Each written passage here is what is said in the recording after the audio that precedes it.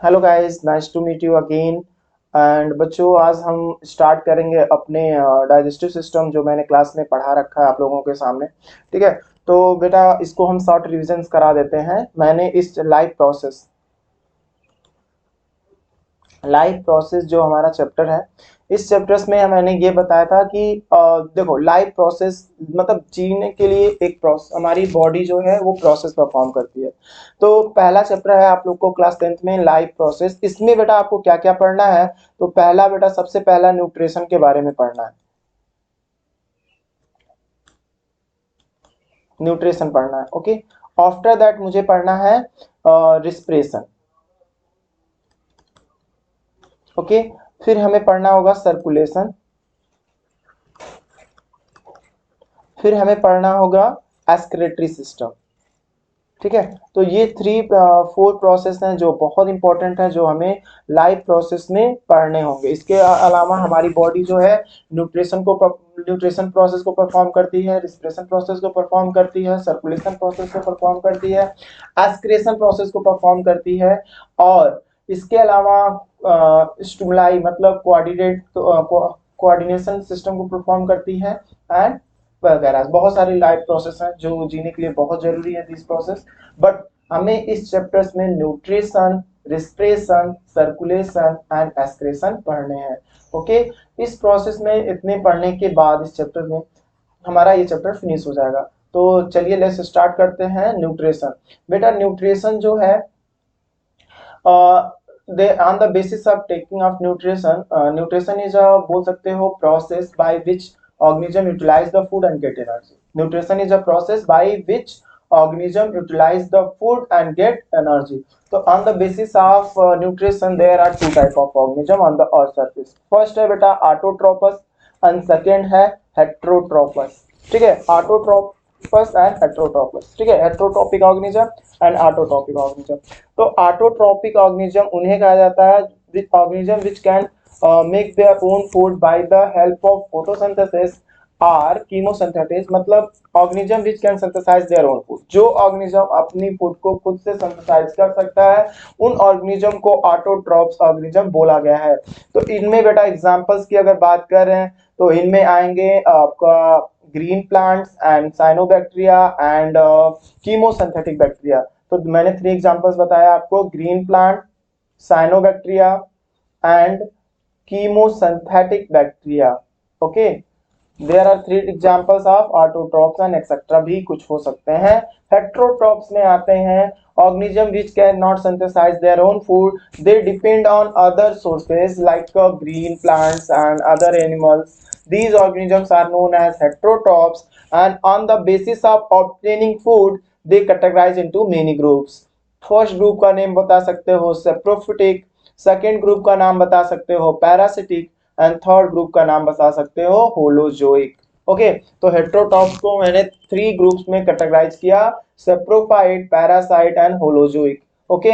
Saprophytes को define करना है तो बहुत इजीली हम डिफाइन कर सकते हैं, organism which obtain food from dead and decaying organic matter, they are known as saprophytes. वहीं अगर हम बात करें पैरासाइट्स का, तो organism which obtain food from dead host body, they are known as parasites। and organism which are obtain food in in they follow 5 various steps like ingestion, digestion, absorption, assimilation and excretion, they are known as holozoic, okay. तो सबकी examples की बात करें बेटा, तो saprophyte में क्या examples बताओगे? तो मशरूम हो गया एंड सम बैक्टीरिया हो गए, ठीक है। एंड फंगस, तो फंगस जो होते हैं बेटा ये ऑटोट्रॉफ्स नहीं होते हैं, इनमें क्योंकि क्लोरोफिल्स नहीं पाए जाते हैं।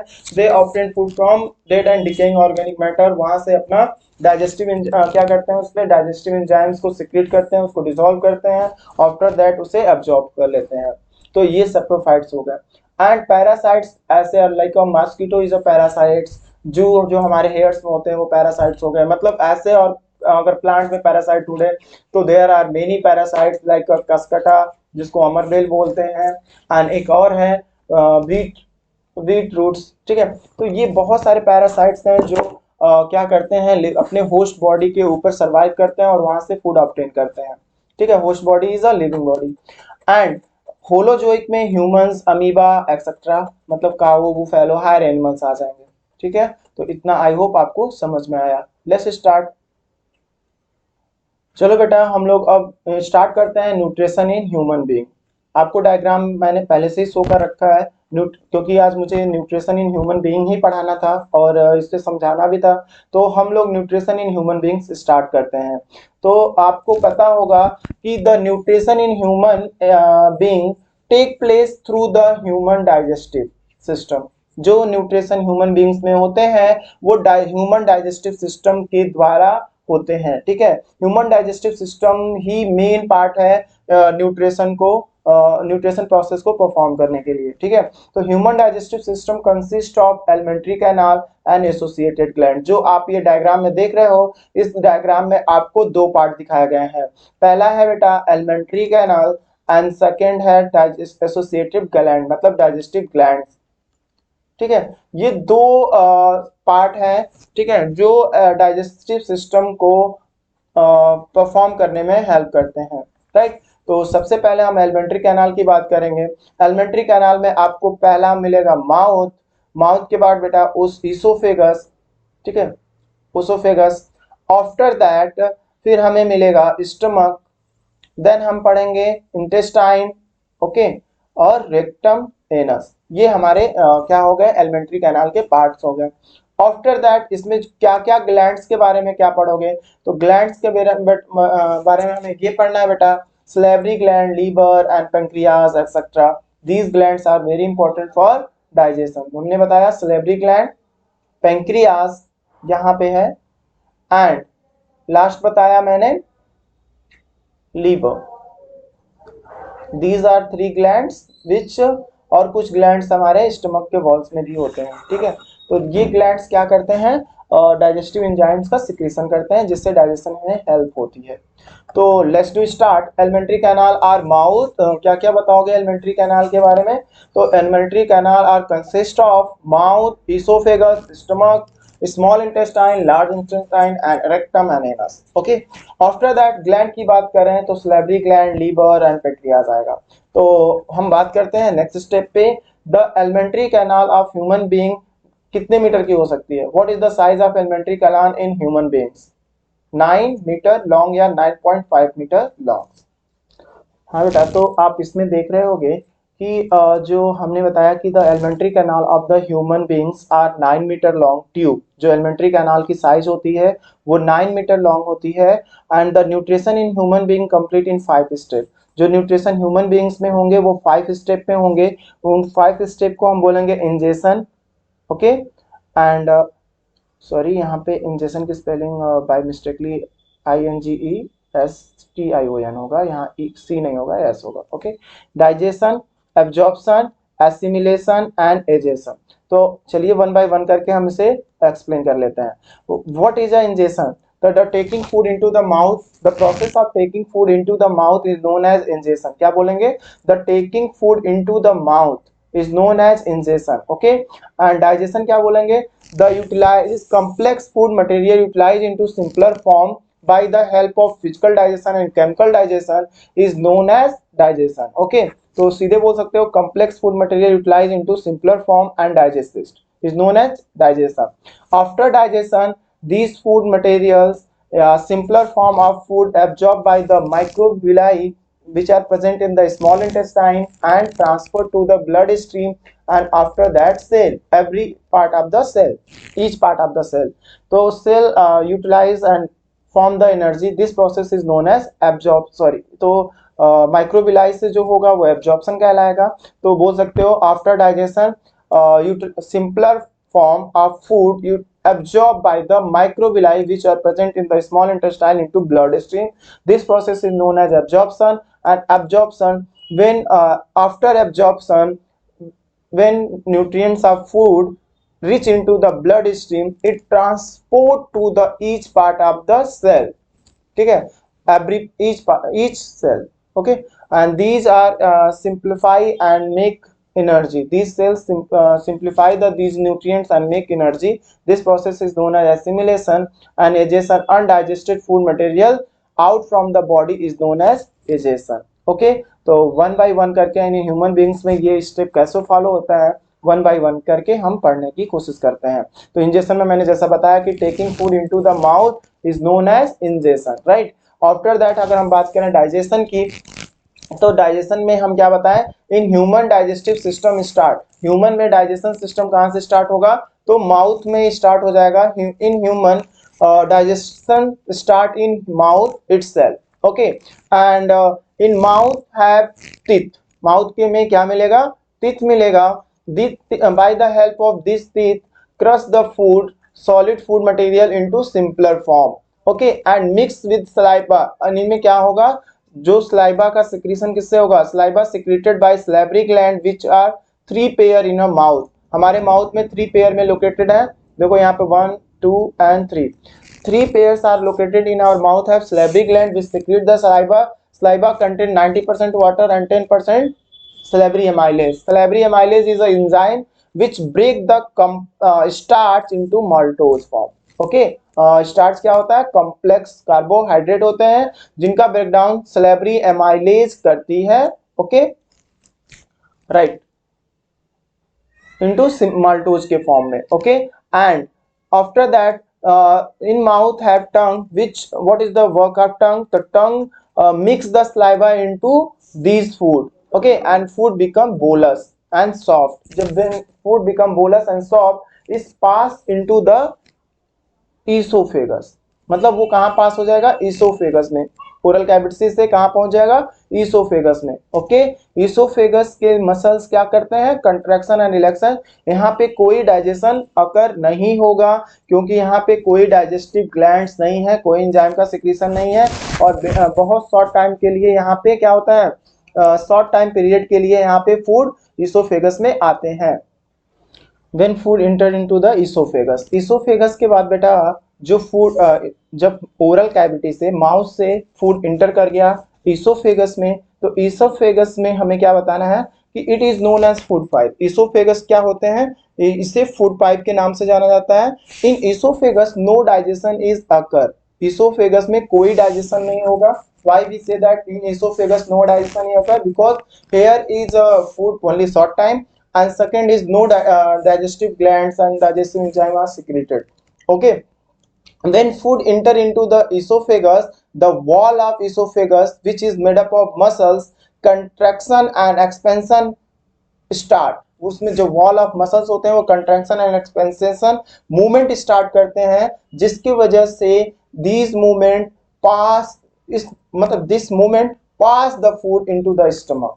क्या करते हैं, इस मूवमेंट से जो फूड का प्रोसेस है उनको पास कर देते हैं स्टमक में। This movement is known as peristaltic movement, ठीक है। इस मूवमेंट को क्या बोलते हैं, peristaltic movement, and it occur in esophagus when muscles of esophagus contract and expand, okay. This cause peristaltic movement. Due to the help of peristaltic movement food pass into oral cavity to stomach, okay, done. After that हम लोग बात करेंगे stomach के बारे में। Stomach क्या होता है, जे शेप ऑर्गन होते हैं, मस्कुलर जे शेप ऑर्गन। हाँ बेटा, तो इसमें आपने देखा कि स्टमक जो है वो क्या कर रहे हैं, जे शेप में है, मस्कुलर ऑर्गन है, ठीक है, which is a J shape muscular organ which located in left side of the abdomen. ये हमारे एब्डोमेन के किस साइड में है, लेफ्ट साइड में है। तो एक फैक्ट है इसमें, the stomach of the women, women में जो स्टमक पाया जाएगा बेटा वो जनरली मोर सिलेंडर होगा than compare to man, and more smaller भी होगा। हम इसलिए लड़कियां जो होती हैं खाना कम खाती हैं एज कंपेयर टू मैन, ठीक है, क्योंकि उनका स्टमक ही स्मॉल होता है और सिलेंड्रिकल भी कम होता है, सिलेंड्रिकल ज्यादा होता है और स्मॉलर ज्यादा होता है। तो बोल सकते हो the stomach of the women is generally is more cylinder and smaller than the man, okay, it is a fact you can mention and remember.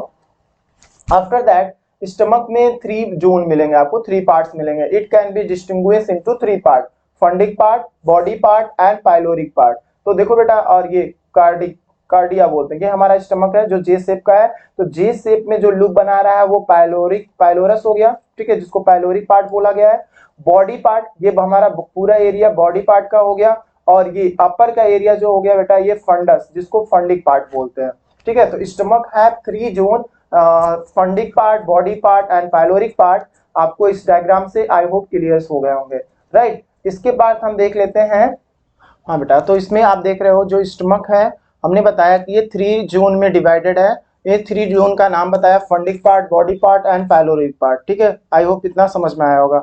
तो जब फूड्स कार्डिक एरिया से अंदर आएगा तो बहुत सारे इसमें एंजाइम्स होंगे, ठीक है। तो इसलिए अगला लाइन है हमारा, stomach contain 3 tubular gland in its wall and secrete digestive या गैस्ट्रिक जूस। तो देखो बेटा, जो ये वॉल्स हैं इसमें बहुत सारे एसोसिएटेड ग्लैंड्स होते हैं जहां से हाइड्रोक्लोरिक एसिड का सिक्रीशन होगा इस स्टमक में, और कुछ एंजाइम का सिक्रीशन होगा, और थर्ड है आपका कुछ म्यूकस का। तो देखो, इन हाइड्रोक्लोरिक एसिड जो है वो स्टमक के वॉल, मतलब कुछ सलेवरी ग्लैंड जो होते हैं, सॉरी सलेवरी ग्लैंड नहीं, स्टमक के जो डाइजेस्टिव ग्लैंड्स हैं वो सिक्रीट करते हैं, ठीक है, बिकम एसिडिक मीडियम, जिससे वजह से स्टमक किस मीडियम में कन्वर्ट हो जाएगा, acidic medium. Stomach become acidic medium. और जो एंजाइम्स हैं इनमें कौन कौन सी एंजाइम का सिक्रीशन होगा, तो बेटा एंजाइम्स में अगर देखा जाए तो इसमें आपका 2 एंजाइम मेन है, पहला पेप्सिन एंड सेकेंड है बेटा आपका रेनिन। तो रेनिन जो एंजाइम है ज्यादातर कैटल एनिमल्स में सिक्रीशन होते हैं, ठीक है, और ह्यूमंस में बिलो द 20, ठीक है, अबव द 21 के ऊपर रेनिन एंजाइम का बनना बंद हो जाता है। और रेनिन एंजाइम किसका डाइजेशन करता है, तो मिल्क में कौन सी प्रोटीन पाई जाती है, केसिन। केसिन प्रोटीन को ब्रेक करने के लिए रेनिन एंजाइम की जरूरत पड़ती है, मिल्क का डाइजेशन हो पाता है। मिल्क में जो प्रोटीन मिलेगा वो केसिन नाम की प्रोटीन मिलेगी, जिसका डाइजेशन रेनिन एंजाइम से पॉसिबल होता है, जो स्टमक में सिक्रेशन होता है below the 20, okay. And pepsin जो एंजाइम्स है ये जनरल सभी प्रोटीन को ब्रेक डाउन करने में कैपेबल है, ठीक है। और हाइड्रोक्लोरिक एसिड स्टमक को एसिडिक मीडियम बना देता है, जिससे जो बैक्टीरिया या फूड पार्टिकल्स के अंदर जो जर्म्स, पैथोजेंस हैं, उनको ये किल कर देता है, और कुछ हद तक फूड कॉम्प्लेक्स फूड मटेरियल को सिंपलर फॉर्म भी बनाने की कोशिश बनाता है, ठीक है। म्यूकस की बात करें तो देखो ये थर्ड पार्ट है। म्यूकस अगर नहीं रहेगा तो अल्सर कॉज होगा, स्टमक की वॉल डैमेज होती रहेगी, इसलिए जो म्यूकस एज अ ल्यूब्रिकेंट कह सकते हो, म्यूकस इज अ ल्यूब्रिकेंट, जिसके सिक्रीशन से म्यूकस क्या करता है, एक लेयर बना लेता है, outer layer of the stomach, inner layer of the stomach, inner stomach के अंदर एक लेयरिंग कर देता है, जिसके वजह से इन एंजाइम और हाइड्रोक्लोरिक एसिड स्टमक के वॉल को डैमेज नहीं कर पाते हैं। तो प्रोटीन डाइजेशन अगर क्वेश्चन पूछा जाए, protein digestion start in where, तो स्टमक में प्रोटीन का डाइजेशन कहाँ स्टार्ट हो रहा है, स्टमक में, किसके वजह से, पेप्सिन एंजाइम, पेप्सिन के वजह से, ठीक है।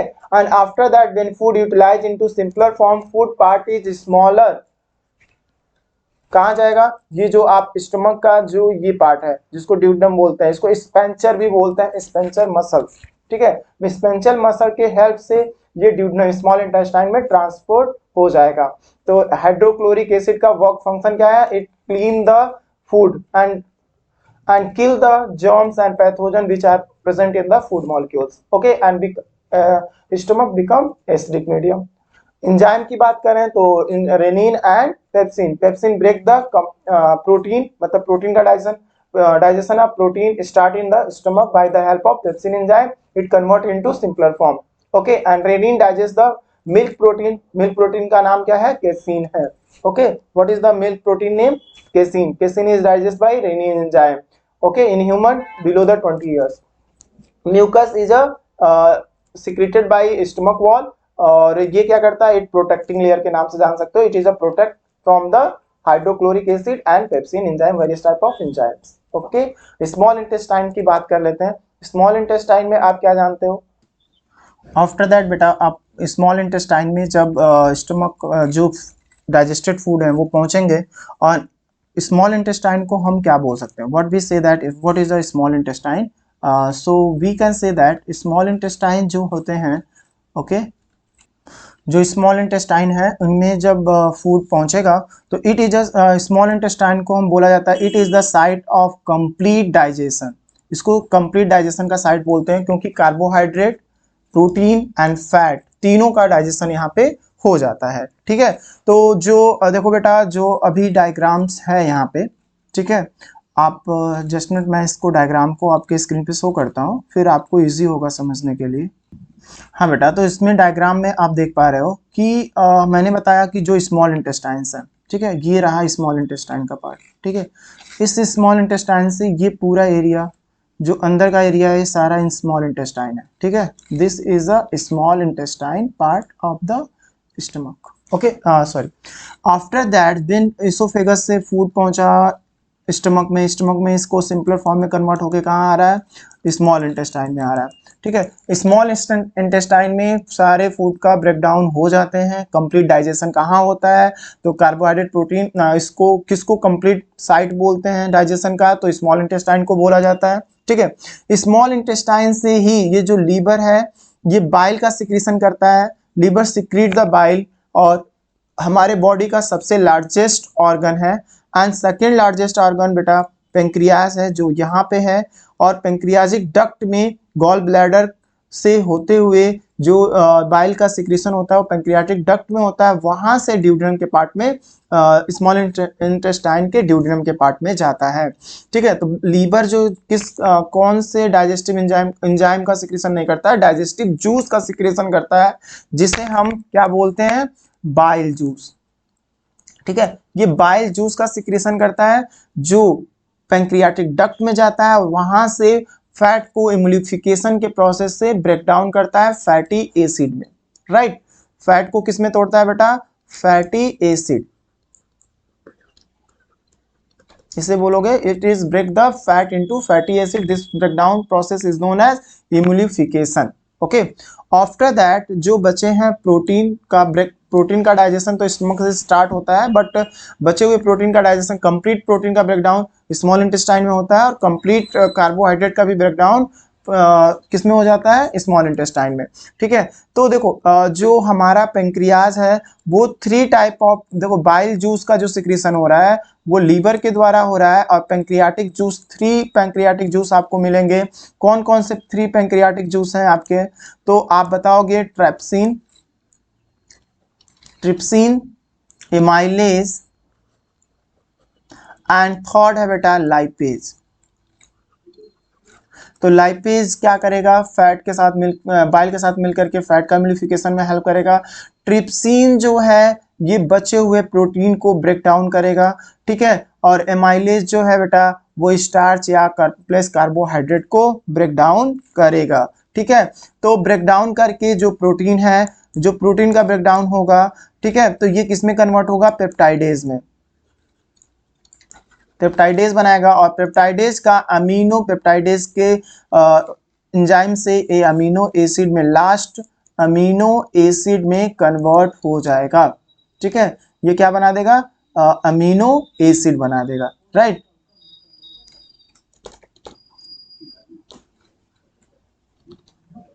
ये अमीनो एसिड बनाएगा। आफ्टर दैट बेटा जो हमारा बचा स्टार्च, स्टार्च का ब्रेकडाउन माउथ में होता है, और सलेब्री एमाइलेज से ये ब्रेक होकर के क्या बन जाता है, माल्टोज, और बचे हुए स्टार्च कॉम्प्लेक्स जो कार्बोहाइड्रेट हैं उनका ब्रेकडाउन एमाइलेज के द्वारा, जो पेंक्रियाटिक जूस सिक्रेट करेगी, ठीक है। पेंक्रियाटिक जूस में मिलेगा एमाइलेज, जिसका ब्रेकडाउन बचे हुए कॉम्प्लेक्स कार्बोहाइड्रेट को माल्टोज बनाएगा, और इस माल्टोज को maltase enzyme in small intestine में होगी, जो ब्रेक करके क्या बनाएगी, 2 मॉलिक्यूल ऑफ ग्लूकोज, C6H12O6, ठीक है, 2 मॉलिक्यूल ऑफ ग्लूकोज बनाएगा, राइट। आफ्टर दैट बेटा बचा फैट। फैट का ब्रेकडाउन आप सीधे कर सकते हो, कहीं नहीं होता है, लाइपेज से होगा, जो पेंक्रियाटिक जूस से होगा, ठीक है। लाइपेज इन्वॉल्व होगा, जिसमें लाइपेज में क्या मिलेगा आपको, बाइल और कुछ एंजाइम्स जो दोनों मिलकर के फैट का ब्रेकडाउन करेंगे, इस इम्यूलिफिकेशन करेंगे, जिसके वजह से ये क्या बना लेगा, फैटी एसिड। ये क्या बनाएगा, fatty acid and glucose, glucose बनाएगा, राइट। आफ्टर दैट लैक्टोज इसी तरह होगा, लैक्टोज का ब्रेकडाउन लैक्टेज एंजाइम से होगा, और ये किसमें टूटेगा, ग्लूकोज में प्लस ग्लैक्टोज में, राइट। आफ्टर दैट एक सुक्रोज जो है ये भी कॉम्प्लेक्स कार्बोहाइड्रेट है, ठीक है। सुक्रोज का breakdown sucrose enzyme secretes enzyme से होगा और ग्लूकोज एंड फ्रक्टोज बनाएगा, ग्लूकोज एंड फ्रक्टोज। तो मैंने क्या बताया आप लोगों को, मैंने ये बताया बेटा कि जो प्रोटीन है इनका पेप्सिन एंजाइम, प्रोटीन का डाइजेशन स्टमक में स्टार्ट हो जाता है, ठीक है। और ये क्या करेंगे, प्रोटीन का डाइजेशन स्टमक में स्टार्ट होगा, पेप्सिन एंजाइम से ब्रेक करके पेप्टाइडेज बनाएगा और ये पेप्टाइडेज अमीनो एसिड में कन्वर्ट होगा अमीनो पेप्टाइडेज एंजाइम से। कौन से एंजाइम बता रहा हूं, अमीनो पेप्टाइडेज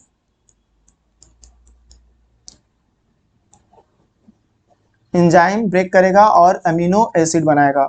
इसी तरह बेटा स्टार्च है, स्टार्च को स्लेबरी एमाइलेज, स्लेबरी एमाइलेज जो स्लाइवा से सिक्रीट होगा ये माल्टोज में कन्वर्ट करेगा। कुछ स्टार्च अगर बच भी गए तो जब वो स्मॉल इंटेस्टाइन में पहुंचेंगे तो वहाँ माल्टेज एंजाइम होगी जो इन्हें कन्वर्ट करके 2 मॉलिक्यूल ऑफ ग्लूकोज बना देगी।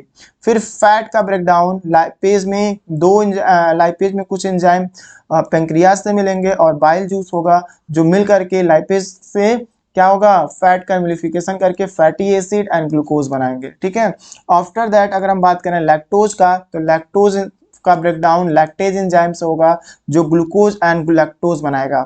और सुक्रोज का ब्रेकडाउन सुक्रेज एंजाइम से होगा जो ग्लूकोज एंड फ्रक्टोज बनाएगा। इसके बाद ये जो हमारे लास्ट प्रोडक्ट मिले glucose, fatty acid, amino acid, galactose, ये सारे न्यूट्रिएंट्स का एब्जॉर्प्शन स्मॉल इंटेस्टाइन में माइक्रोबिलाई फिंगर लाइक स्ट्रक्चर से हो जाएगा जो ब्लड स्ट्रीम में पहुंचा देंगे।